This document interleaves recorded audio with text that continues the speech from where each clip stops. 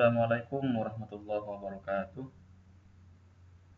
Baik anak-anak, pada kesempatan kali ini kita masuk pada pembahasan bab 4, yaitu tentang haji dan umroh.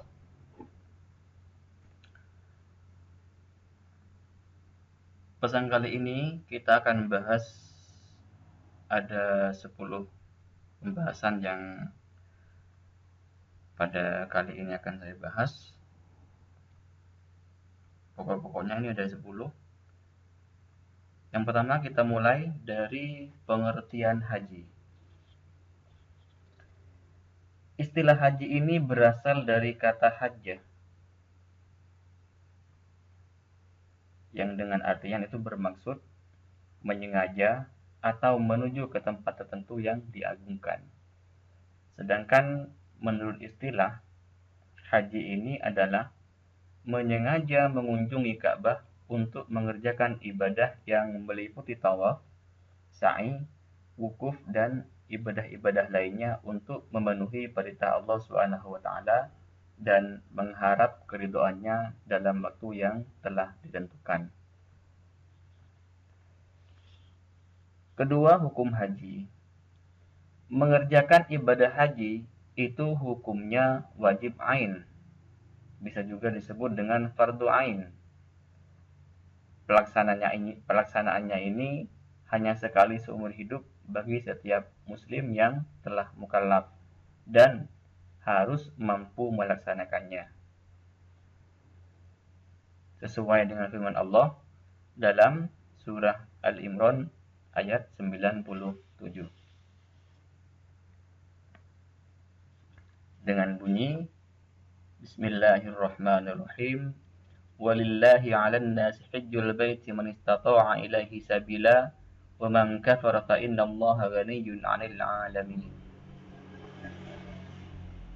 Itu dasarnya dalam surah Al-Imran ayat 97.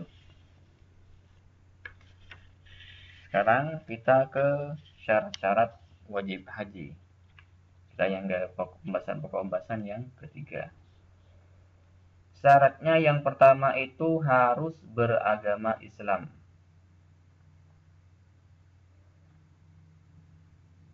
Harus beragama Islam. Tidak wajib dan tidak sah bagi orang non-muslim. Syarat yang kedua, yang mewajibkan dia berhaji adalah berakal. Tidak wajib haji itu bagi orang yang gila dan orang yang bodoh, itu juga tidak wajib. Yang ketiga, balik. Orang itu sudah balik, tidak wajib haji bagi anak-anak. Bagaimana kalau anak-anak itu mengerjakan, hajinya tetap sah sebagai amal sunnah. Namun, ketika dia sudah cukup umur atau sudah dewasa, maka pelaksanaannya masih wajib jika dia itu mampu. Yang keempat, merdeka. Dalam artian, tidak wajib haji itu bagi seorang budak atau hamba sahaya. Bagaimana kalau seorang budak mengerjakan, hajinya tetap sah. Tapi ketika dia sudah dewasa, wajib melaksanakannya kembali. Sudah merdeka, maka dia wajib melaksanakannya kembali. Jadi seorang budak itu tidak wajib haji, tapi kalau mengerjakan tetap sah. Tapi kalau dia sudah merdeka, maka dia masih ada kewajiban untuk melaksanakannya kembali. Yang kelima itu kuasa atau mampu. Tidak wajib bagi orang yang tidak mampu, baik mampu harta, kesehatan, maupun aman dalam perjalanan. Bisa dimengerti? Kalau iya, sekarang kita lanjut ke pokok pembahasan yang keempat, yaitu rukun haji.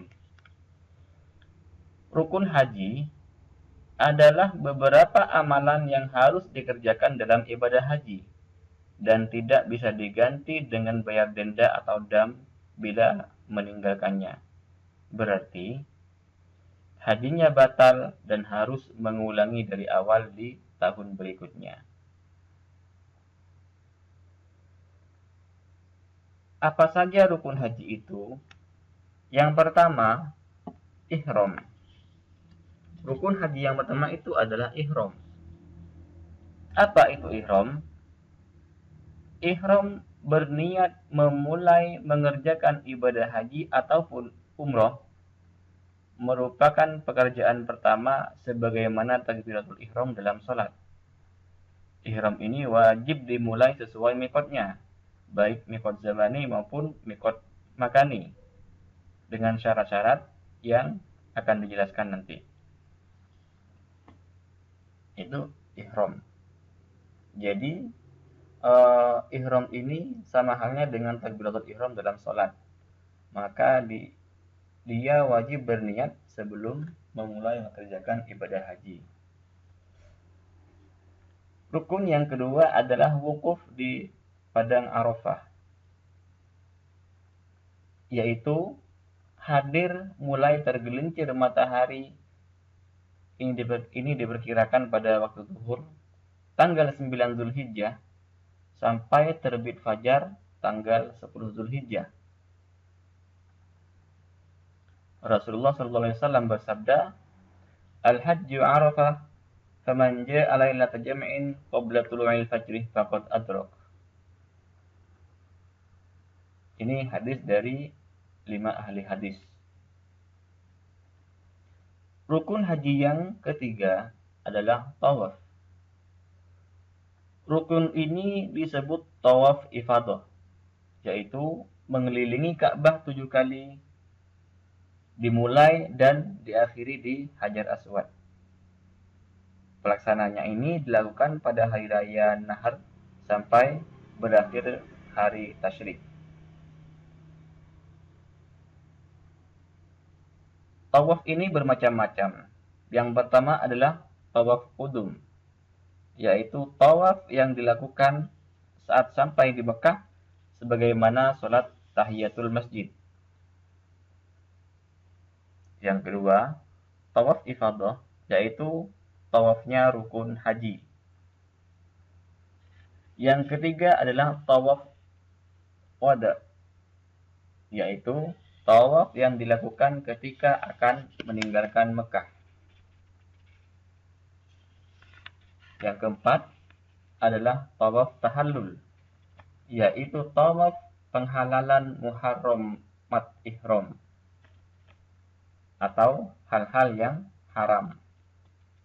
Itu tawaf tahallul. Yang kelima tawaf nadar. Ini tawaf yang dinadarkan. Yang keenam tawaf sunnah. Rukun haji yang berikutnya yang nomor 4 adalah sa'i. Apa itu sa'i? Berlari-lari kecil antara Bukit Sofa dan Bukit Marwah. Adapun syaratnya orang yang melakukan sa'i adalah, yang pertama, sa'i itu dilakukan setelah tawaf ifadah ataupun tawaf qudum. Yang kedua, syaratnya orang melakukan sa'i dimulai dari Bukit Sofa dan diakhiri di Bukit Marwah. Yang ketiga, dilakukan 7 kali perjalanan dari Sofa ke Marwah dihitung sekali, dan dari Marwah ke Sofa dihitung sekali perjalanan pulang.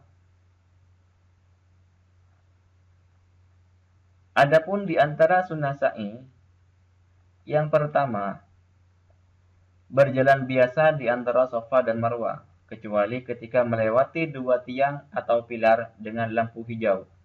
Sunnah berlari-lari kecil bagi pria. Sunnah yang kedua adalah memperbanyak bacaan kalimat tauhid, takbir, dan doa ketika berada di atas Bukit Sofa dan Marwah dengan cara menghadap ke arah Ka'bah. Sunnah yang ketiga, membaca doa di sepanjang perjalanan Sofa Marwah, dan ketika sampai di antara pilar hijau, membaca doa, Rabbighfir warham wahdinis sabilal aqwam. Rukun haji yang kelima adalah tahallul, yaitu mencukur atau menggunting rambut sekurang-kurangnya menggunting 3 helai rambut. Itu tahallul. Yang keenam, rukun yang keenam adalah tartib, yaitu mendahulukan yang semestinya dahulu dari rukun-rukun tersebut di atas. Jadi keenam rukun ini, kelima rukun itu harus tertib menjadi rukun yang keenam. Oke, sekarang kita ke pembahasan yang kelima, yaitu wajib haji. Wajib haji adalah amalan-amalan dalam ibadah haji yang wajib dikerjakan.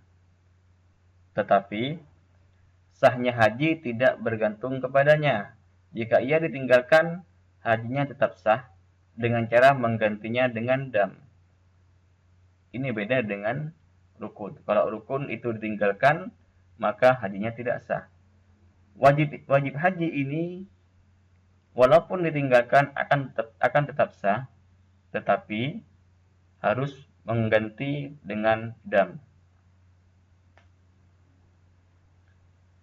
Wajib haji itu ada 7. Yang pertama adalah berihram sesuai mikotnya. Yang kedua, bermalam di Muzdalifah. Yang ketiga, bermalam atau mabit di Mina. Yang keempat, melontar jumrah Aqabah. Yang kelima, melontar jumrah ula, wusta dan Aqabah. Yang keenam, menjauhkan diri dari muharramat ihram. Yang ketujuh, tawaf wada. Nah, ketujuh ini merupakan wajib haji. Ketujuhnya wajib dikerjakan, tapi walaupun ditinggalkan akan tetap sah. Tapi dengan syarat harus menggantinya dengan dam atau bisa disebut dengan bayar denda.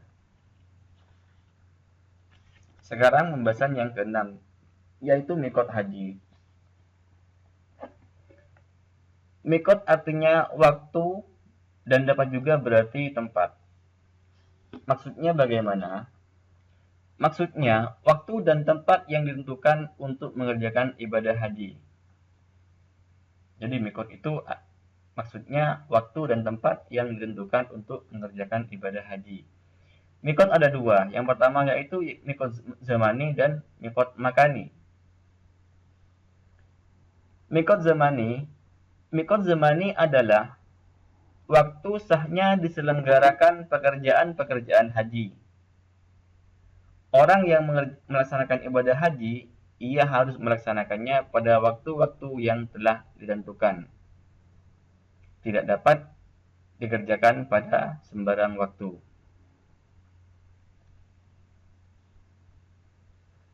Mikot makani itu tempat memulai ihram bagi orang-orang yang hendak mengerjakan haji dan umroh. Rasulullah telah menetapkan mikot makani sebagai berikut. Yang pertama, mikot makani itu ada di rumah masing-masing. Itu hanya bagi orang yang tinggal di Mekah.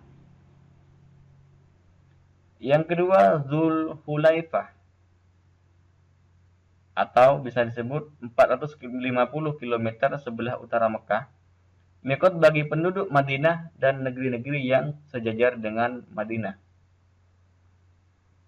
Yang ketiga, Juhfah, 180 km sebelah barat Laut Mekah. Ini mikotnya penduduk Syria.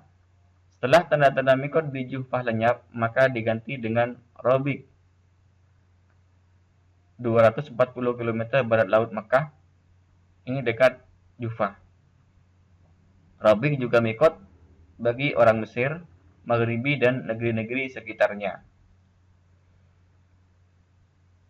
Yang keempat, mikot makani yang ditetapkan oleh Rasulullah adalah Qarnul Manzil, 94 km dari Mekah.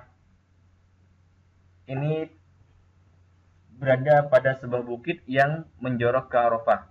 Terletak di sebelah timur Mekah, mikot penduduk Najd dan negeri sekitarnya. Yang kelima, Yalamlam. ini jaraknya 54 km sebelah selatan Mekah.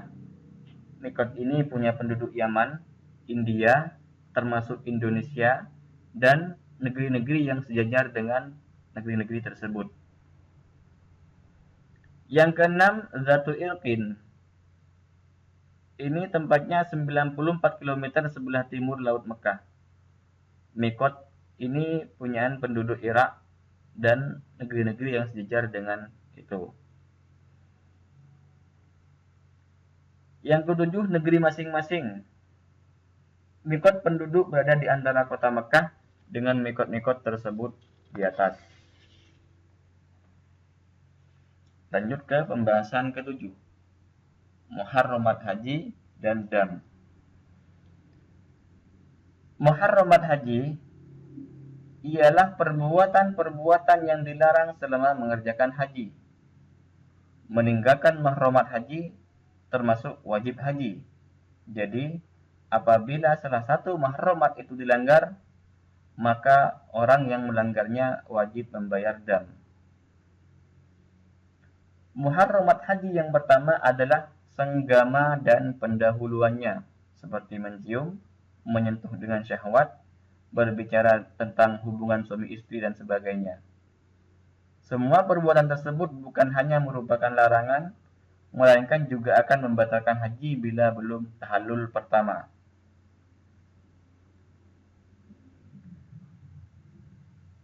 Muharramat haji yang kedua adalah memakai pakaian yang berjahit dan memakai sepatu bagi laki-laki. Muharramat haji yang ketiga, mengenakan cadar muka dan sarung tangan bagi wanita. Rasulullah SAW bersabda, "La tantaqibul mar'atu al-muhrimatu wa la talbasul qaffazain." Tidak boleh seorang wanita yang sedang ihram memakai cadar muka dan tidak boleh memakai sarung tangan. Hadis riwayat dari Bukhari dan Muslim. Muharramat yang keempat adalah memakai harum-haruman serta minyak rambut. Jadi tidak boleh memakai harum-haruman. Minyak rambut juga tidak boleh. Yang kelima, menutup kepala bagi laki-laki kecuali karena hajat. Dan bila dia terpaksa menutup kepala, maka dia wajib membayar dam. Muharramat yang keenam adalah melangsungkan akad nikah bagi dirinya atau menikahkan orang lain sebagai wali atau wakil. Tidak sah akad nikah yang dilakukan oleh kedua pihak. Salah satunya sedang dalam ihram. Jadi yang melaksanakan pernikahan atau menikahkan orang lain di sana ketika haji, maka nikahnya itu tidak sah. Kalaupun terpaksa, pernikahan tetap tidak sah, tapi yang menikahkan, misalkan penghulu menikahkan di sana, jika terpaksa menikahkan, maka dia harus membayar dam, harus membayar denda. Muharramat haji yang ketiga adalah memotong rambut atau kuku, menghilangkan rambut dengan menggunting, mencukur atau memotongnya, baik rambut kepala atau lainnya, dilarang dalam keadaan ihram. Muharramat yang terakhir adalah sengaja memburu dan membunuh binatang darat atau memakan hasil buruan. Sekarang kita lanjut ke dam. Apa hukumannya? Kita ke pengertian dahulu. Dari segi bahasa, dam itu berarti darah. Sedangkan menurut istilah, dam itu mengalirkan darah. Mengalirkan darah itu dalam artian menyembelih ternak, kambing, unta atau sapi di tanah haram untuk memenuhi ketentuan manasik haji. Sebab-sebab dam yang menyebabkan orang membayar dam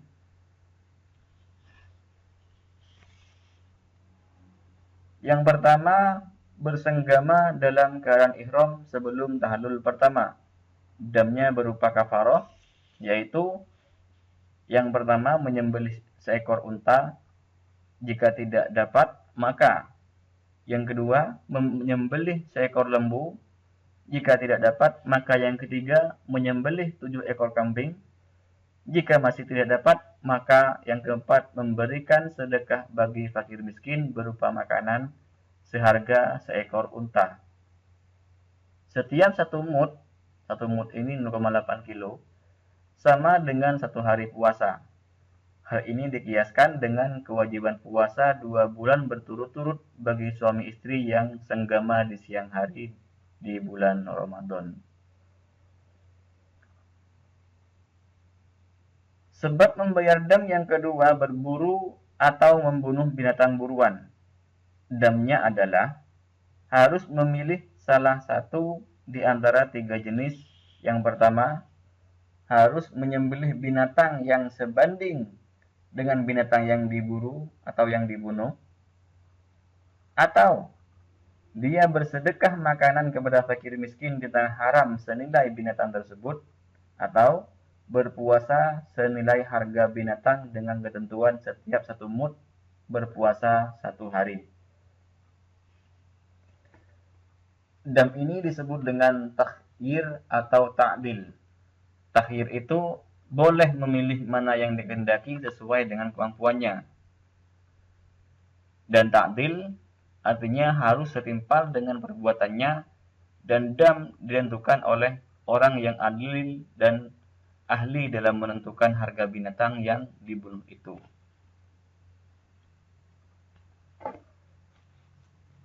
Yang ketiga, orang bisa menyebabkan harus membayar dam ketika dia mengerjakan salah satu larangan seperti mencukur rambut, memotong kuku, memakai pakaian berjahit, memakai minyak rambut, memakai harum-haruman, bersenggama atau pendahuluannya setelah tahallul pertama. Damnya berupa dam takhir, yaitu boleh memilih salah satu di antara 3 hal. Yang pertama adalah menyembelih seekor kambing, atau berpuasa 3 hari, atau bersedekah sebanyak 3 gantang, atau bisa juga 9,3 liter makanan kepada 6 orang fakir miskin. Sebab dam yang keempat adalah melaksanakan haji dengan cara tamattu atau qiron. Damnya dibayar dengan urutan. Yang pertama, memotong seekor kambing. Bila tidak mampu, maka wajib berpuasa 10 hari. 3 hari dilaksanakan sewaktu ihram sampai Idul Adha, sedangkan 7 hari lainnya dilaksanakan setelah kembali ke negerinya. Sebab dam yang kelima adalah meninggalkan salah satu wajib haji sebagai berikut: ihram dari mikot, melontar jumroh, bermalam di Muzdalifah, bermalam di Mina pada hari tasyrik, dan yang terakhir melaksanakan tawaf wada. Jika kelima itu ditinggalkan, maka damnya sama dengan dam karena melaksanakan haji dengan tamattu atau qiron.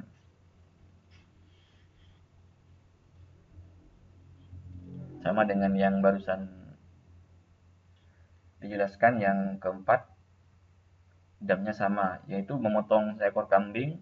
Bila tidak mampu, maka wajib berpuasa 10 hari.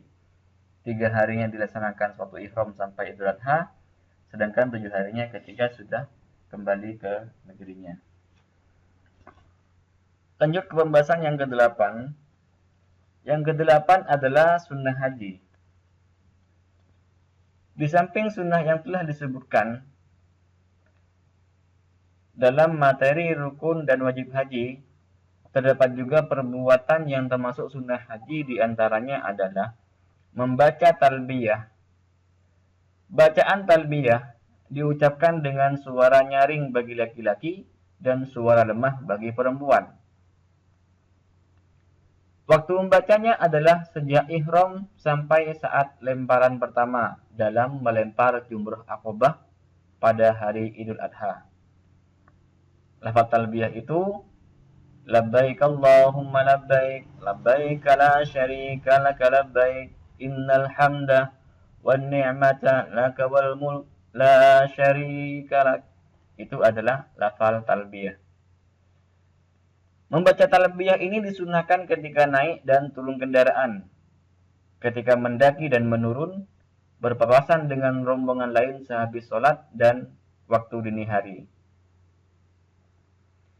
Sunnah haji yang kedua melaksanakan tawaf qudum.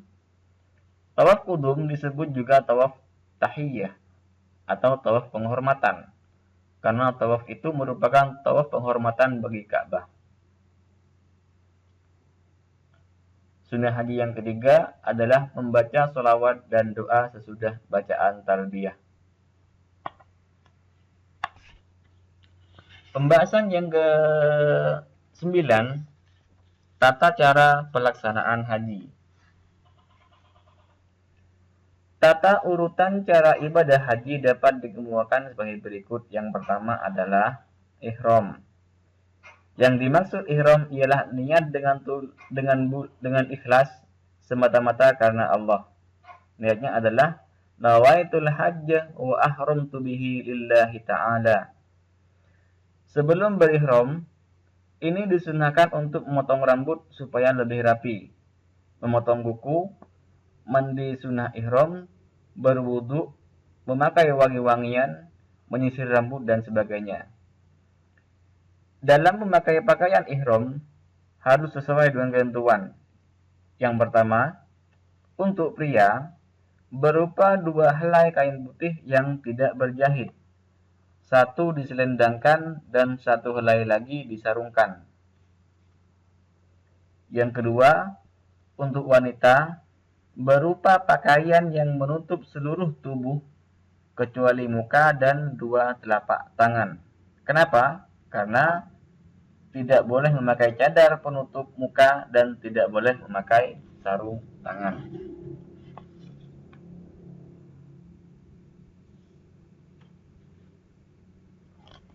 Pada tanggal 8 Zulhijjah, rombongan jemaah haji diberangkatkan menuju Padang Arafah. Sebelum berangkat, mereka membaca talbiyah 3 kali, kemudian diteruskan membaca sholawat kepada Nabi Muhammad SAW dan keluarganya. Allahumma salli ala Sayyidina Muhammad wa ala ali Sayyidina Muhammad.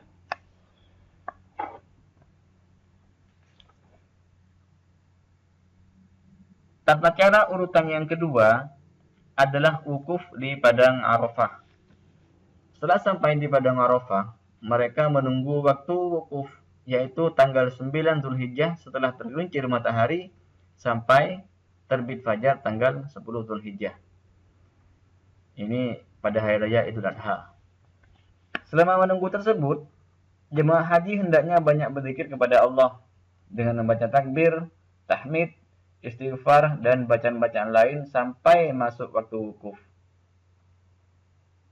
Nah, saat-saat wukuf inilah merupakan inti dan kunci dari ibadah haji. Urutan pelaksanaan haji yang ketiga adalah mabit di Muzdalifah.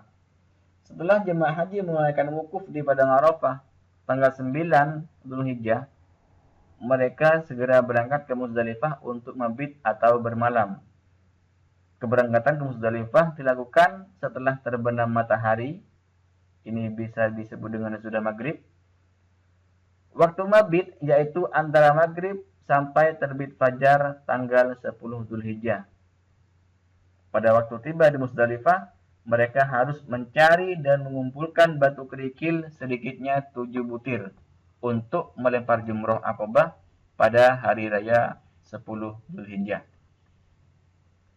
Untuk selanjutnya, mereka melempar jumroh pada hari tasyrik, yaitu pada tanggal 11 12 dan 13 Zulhijjah, dan batunya dapat diambil di Mina.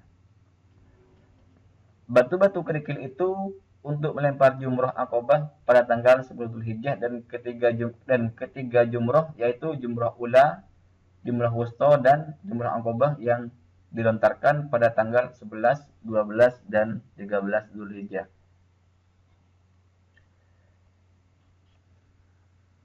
Pelaksanaan yang keempat, melempar jumroh pada tanggal 10 Zulhijjah di Mina sesudah terbit matahari.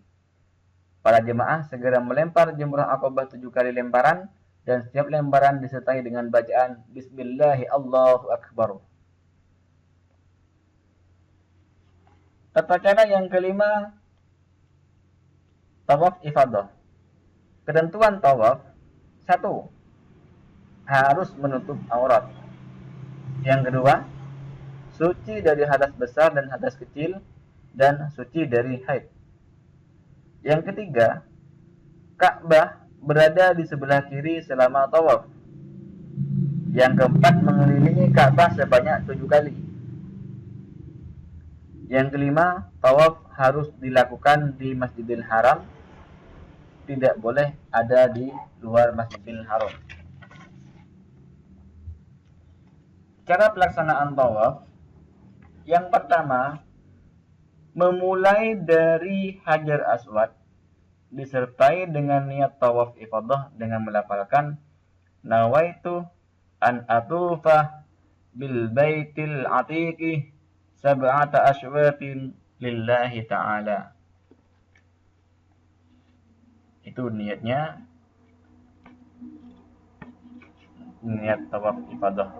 Yang kedua, cara pelaksanaan tawaf: mengelilingi Ka'bah berlawanan dengan arah jarum jam. Jadi Ka'bah itu berada di sebelah kiri sebanyak 7 kali putaran.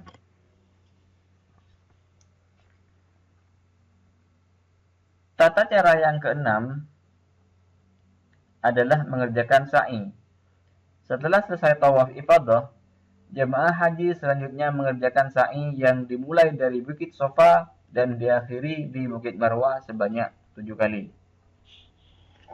Cara yang ke-7 adalah tahallul. Setelah semua rukun haji dikerjakan, maka sebagai penutupnya adalah tahallul. Tahallul ialah menggunting rambut paling sedikit 3 helai, dan disunnahkan dicukur seluruhnya bagi pria, dan bagi wanita cukup menggunting 3 helai saja.